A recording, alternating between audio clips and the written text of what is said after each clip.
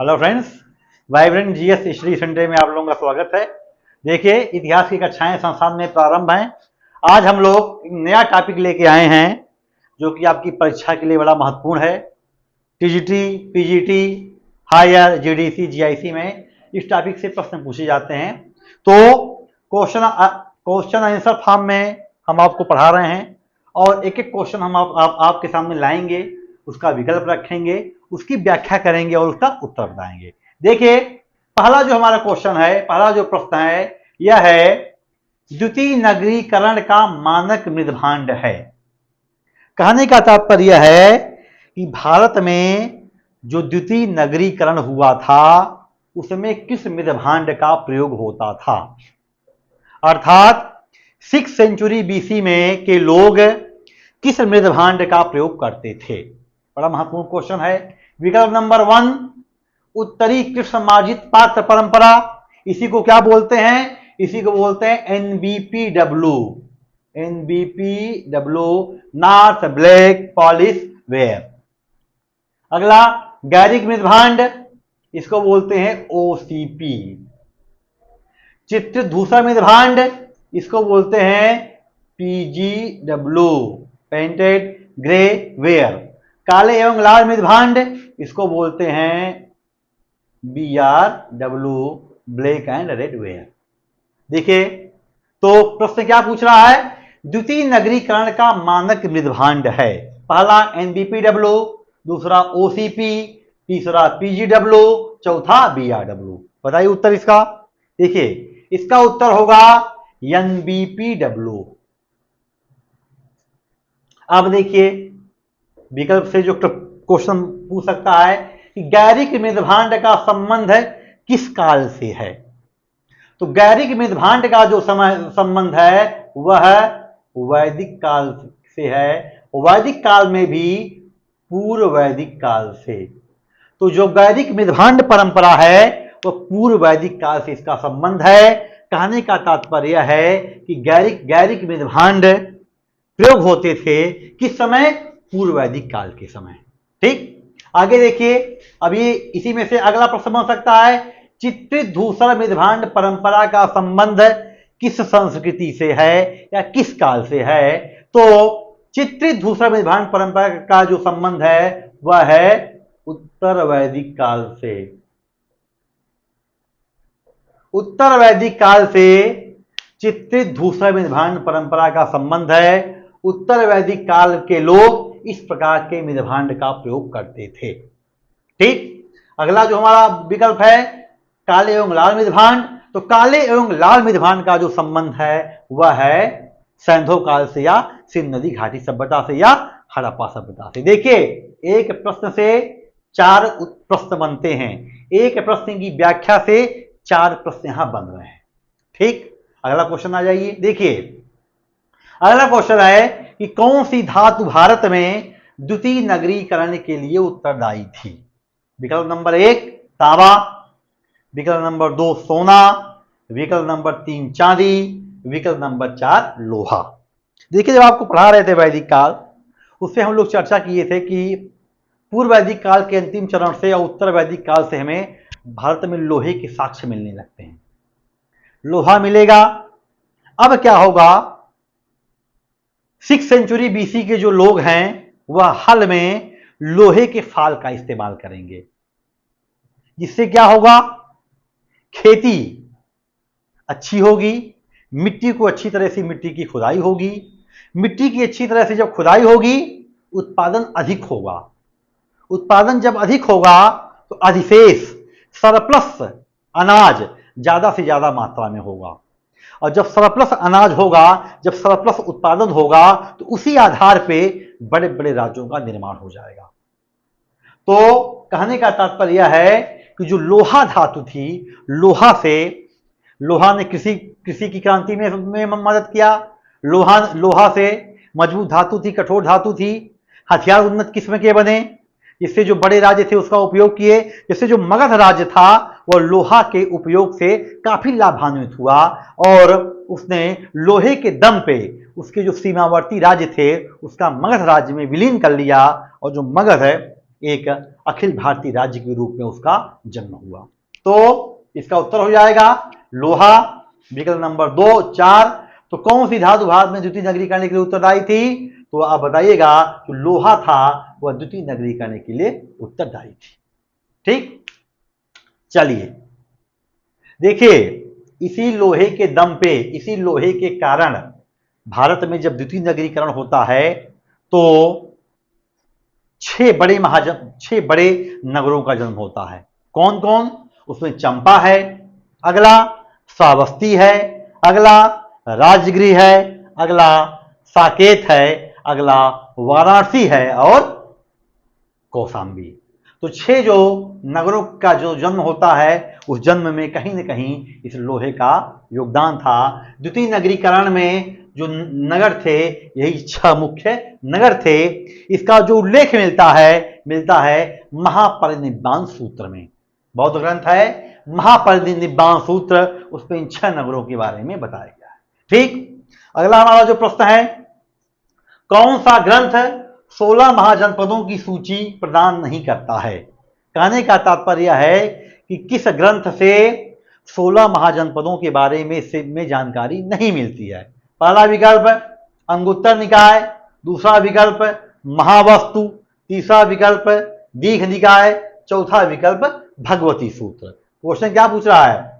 सूची प्रदान नहीं करता, इसमें से एक चुनना है जिससे 16 महाजनपदों के बारे में जानकारी नहीं मिलती है। तो विकल्प नंबर 1 देखिए, अंगुत्तर निकाय। अंगुत्तर निकाय में 16 महाजनपदों का उल्लेख किया गया है, ये विकल्प सही है। दूसरा महावस्तु, महावस्तु में भी 16 महाजनपदों का उल्लेख किया गया है, ये भी विकल्प सही है, ये नहीं है। अगला भगवती सूत्र, भगवती सूत्र जैन ग्रंथ है, इसमें भी 16 महाजनपदों के बारे में उल्लेख किया गया है। तो बचा कौन? दीघ निकाय। दीघ निकाय ऐसा एक ग्रंथ है जिसमें 16 महाजनपदों के बारे में उल्लेख नहीं मिलता है। उसका उत्तर हो जाएगा विकल्प सी, दीघ निकाय। ठीक, चलिए अगला क्वेश्चन है, 6ठी शताब्दी ईसा पूर्व में कौन सा जनपद गणतंत्रवादी था? विकल्प नंबर 1 अंग, विकल्प नंबर 2 कोसल, विकल्प नंबर 3 वज्जी, विकल्प नंबर 4 मगध। देखिए 16 महाजनपद थे, आपको पढ़ाएं 16 महाजनपदों में। हमारी जो ऑफलाइन क्लास चली उसमें सारी चर्चा हुई है।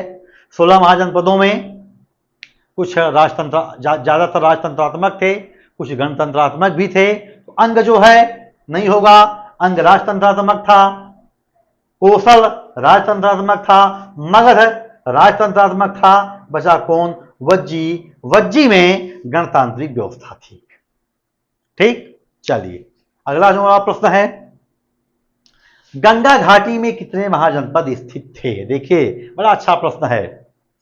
विकल्प क्या दिया है? 10, 9, 8, 11। ये याद होना चाहिए।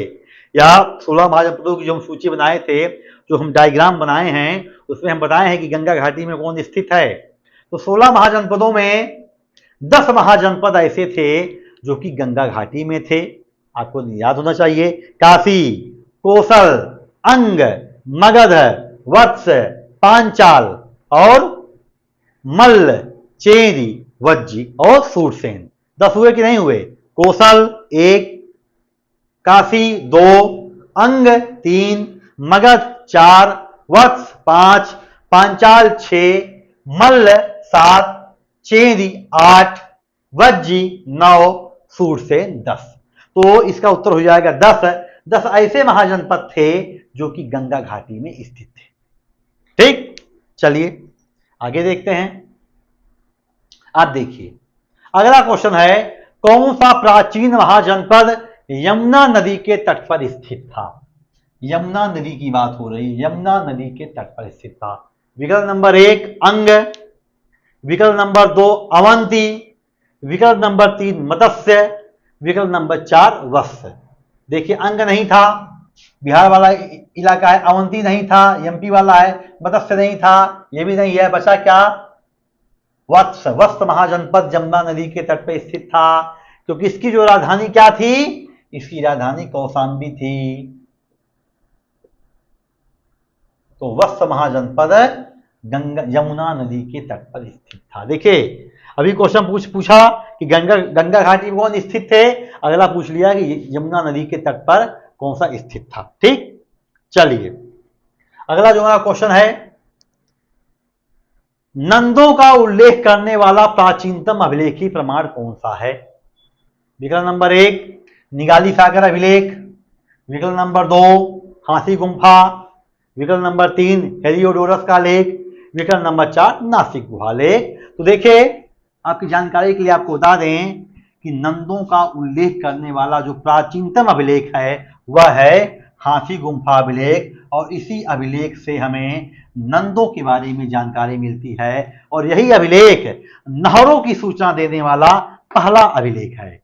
इसी अभिलेख में भारतवर्ष नाम का उल्लेख किया गया है, तो बड़ा महत्वपूर्ण है। यह कलिंग नरेश चेद राजवंश के संस्थापक एक थे खारवेल, उन्हीं का यह अभिलेख है, और इसी अभिलेख में खारवेल की उपलब्धियों का वर्णन है, और इसी अभिलेख में पहली बार भारतवर्ष नाम शब्द का उल्लेख है, इसी अभिलेख में पहली बार नंदों का उल्लेख किया गया है, इसी अभिलेख में पहली बार नहरों का उल्लेख किया गया है।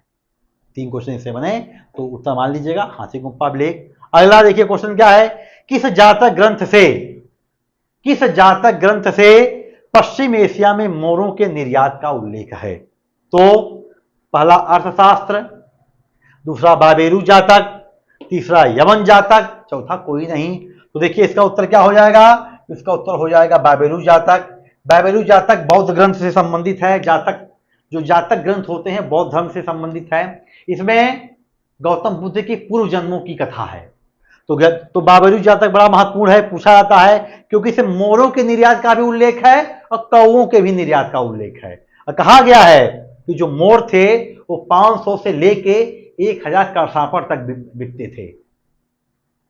मोरों का इतना महत्व था कि 500 से 1000 करसापड़ तक मोरों को बेचा जाता था, उनका निर्यात किया जाता था। ठीक, चलिए मगध राज्य का पहला शिकार राज्य कौन सा हुआ।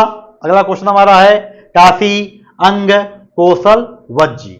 देखिए मगध का पड़ोसी क्या था, अंग था बिहार में। तो इसका जो पहला शिकार राज्य होगा वह कौन सा होगा, अंग होगा।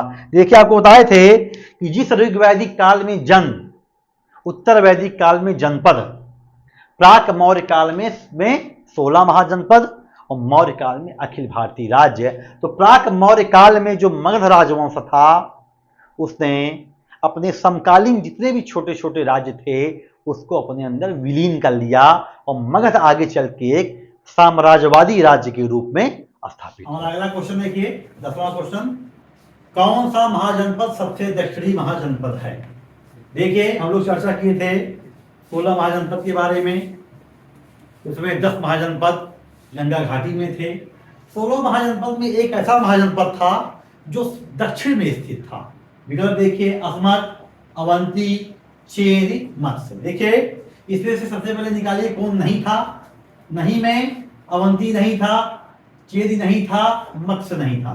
कौन सा बचता है, असमक। असमक एक ऐसा महाजनपद था जो कि दक्षिण भारत में स्थित था, और यह गोदावरी नदी के तट पे स्थित था। क्वेश्चन पूछा जाता है कि असमक महाजनपद किस नदी के तट पे स्थित था। तो असमक महाजनपद गोदावरी नदी के तट पे स्थित था। राजधानी इसकी क्या थी, इसकी राजधानी थी पोटन या पोटिल या प्रतिष्ठान, जो भी आपको याद करना हो कर लीजिए। तीनों में से तीनों एक ही का नाम है। तो असमक महाजनपद की राजधानी प्रतिष्ठान, पोटिल, पोटन, और यह 16 महाजनपद में ऐसा महाजनपद था जो भारत के दक्षिण में स्थित था और गोदावरी नदी के तट पे स्थित था। 3 क्वेश्चन बने यहां से। अगला क्वेश्चन देखिए, आसान क्वेश्चन है, वज्जी संघ की राजधानी थी। विकल्प नंबर 1 वैशाली, चंपा, कुशीनगर, मथुरा। इसमें से उत्तर हो जाएगा इसका वैशाली। वज्जी संघ की जो राजधानी थी क्या थी, यह वैशाली। ठीक, अगला हमारा क्वेश्चन क्या है, प्रसेनजीत कहां का राजा था। आसान क्वेश्चन ये भी है। काशी का, कोसल का, अंग का, असमक का। तो काशी का नहीं था, अंग का नहीं था, असमक का नहीं था, बचता है कोसल। कोसल का जो शासक था कौन था, प्रसेनजीत, जो कि गौतम बुद्ध के समकालीन था। ठीक, अगला हमारा क्वेश्चन देखिए, बहुत अच्छा क्वेश्चन है। किस गणिका का राजगृह में गणिकाभिषेक हुआ था? विकल्प नंबर 1 सालवती, विकल्प नंबर 2 आम्रपाली, विकल्प नंबर 3 बसंत सेना, इनमें से कोई नहीं। देखिए आम्रपाली राजगृह की थी ही नहीं, तो इसका उत्तर ये नहीं हो जाएगा। आम्रपाली कहाँ की थी? आम्रपाली वैशाली की थी। उसको वैशाली की नगर वधु के कहा जाता था। क्वेश्चन क्या पूछ रहा है? किस गणिका का राजगृह में गणिकाभिषेक हुआ था? तो इसका उत्तर हो जाएगा सालवती। यह वही सालवती है जिसका पुत्र कौन होगा? महान वैद्याचार्य जीवक का जो मां थी उसी का नाम सालवती था। ऐसी सालवती का राजगृह में गणिकाभिषेक हुआ था। क्वेश्चन ध्यान से पढ़िएगा, कई बार क्वेश्चन पूछा गया है, आगे आने वाली परीक्षा में भी ये क्वेश्चन पूछा जा सकता है। तो सालवती एक ऐसी गणिका थी जिसका राजगृह में गणिकाभिषेक हुआ था, और इसी का पुत्र कौन था? जीवक था, जो कि बिंबिसार का राज्य वैद्य था। ठीक, चलिए अगला हमारा प्रश्न क्या है? कुणिक के रूप में विख्यात है। कुणिक, बिंबिसार, बिंदुसार, अजातशत्रु, इनमें से कोई नहीं। बताइए कौन था कुणिक के रूप में विख्यात? पहला विकल्प हो गया बिंबिसार, दूसरा हो गया बिंदुसार, तीसरा अजातशत्रु। पर बिंदुसार नहीं हो सकता है, ये भी नहीं हो सकता है। कौन था? अजातशत्रु। जैन परंपरा में कुणिक अजातशत्रु को कहा जाता था। ठीक, चलिए अब देखिए अगला प्रश्न क्या है? जीवक किस राजा का राजवैद्य था? जीवक किस राजा का राजवैद्य था? तो विकल्प है प्रबोध, उदयन, अशोक, बिंबिसार। तो जीवक जो था वो कि सालवती का पुत्र था, और इसका राजगृह में गणिकाभिषेक हुआ था। यह बिंबिसार का राज्यवैद्य था। ठीक, अगला क्वेश्चन, सिकंदर ने भारत पर आक्रमण किया। सिकंदर ने भारत पर आक्रमण किया, कब किया? 400 ईसा पूर्व, बी 370 ईसा पूर्व, सी 362 ईसा पूर्व, डी 275 ईसा पूर्व। 362 नहीं होगा, विकल्प गलत है, यह होगा 326 ईसा पूर्व। तो सिकंदर का जो आक्रमण हुआ था वो कब हुआ था? 326 ईसा पूर्व। ठीक, अगला क्वेश्चन, श्रेणी किसे कहते थे? समाज के एक वर्ग को, गलत है। सैनिकों के एक पदनाम को, भी गलत है। व्यापार संघ को 6th सेंचुरी बीसी में, जिसको आप द्वितीय नगरीकरण कहते हैं, जिसको आप प्राक मौर्य काल कहते हैं, उसमें श्रेणी नामक एक संगठन थी, जो कि एक प्रकार से व्यापारिक संगठन थी। तो आज हम लोग महत्वपूर्ण प्रश्न की चर्चा की प्राक मौर्य काल के, और इसके जो शेष प्रश्न हैं महत्वपूर्ण, उसकी हम चर्चा अगले क्लास में करेंगे।